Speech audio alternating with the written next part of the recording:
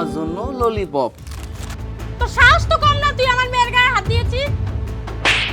আমি তো খারাপ কিছু করি নাই, মামুনির একটু আদর করছি। তুই তো নিজের বাচ্চাকে আদর কর, তুই আমার বাচ্চার গায়ে টাচ করলি কেন? বের হ। বড় লোকের পোলাবেন আদর করার দরকার নেই। আমি থামা মন খারাপ কইরা। আমগো ভাইয়াটা আমার চোখের সামনে খেলতেছে, হাসতেছে। ওরা কেরামগো মতো সন্তান হারাইছে, জরা বুঝবো। আমি তো মামুনির ছাড়া থাকতে পারুম না। ও তুমি কেন মিশা মিশা মায়া হারাইতেছো? নাও। রাখছি কেন বল? রাখছি কেন?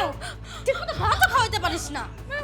আমার চোখের সামনে আমার বউর লগে খারাপ আচরণ হইব, আমি স্বামী হইয়া সেটা নিয়ে প্রতিবাদ করতে পারব না। তোমার আশেপাশে যারা থাকে তাদেরকে তোমার মানুষ মনে হয় না?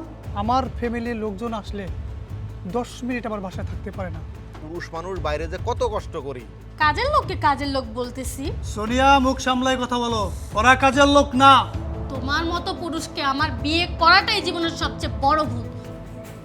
চিন্তা করো না, একটু ধৈর্য ধরো। আমি তোমার লাইগা নিজে ওষুধ নিয়ে আসো, ঠিক আছে বউ? কিছু হইব না, আমি আছি তো। ফারদার তুই আমার কাছে বেতনের কথা কবি না। আমার একসাথে ছোট থেকে বড় হয়েছি। আমার আগে থেকে ভাবা উচিত ছিল যে বড়লোক মানুষ কখনো গরিব মানুষের বন্ধু হইতে পারে না। শুধুমাত্র তোর লাইগা আমার এই বউটা অসুস্থ হয়ে গেল, আমি তোর কথাটা যদি না রাখতাম। তুমি জানো এগুলো কত ইম্পর্টেন্ট কাগজ? এত বড় সাহস তো, তুই আমার বাচ্চাটাকে প্রতিনিয়ত মারস। তোর নামে আমি নাইরে তোর মামলা করব, তোর আমি জেলে ভাত খাওয়াবো।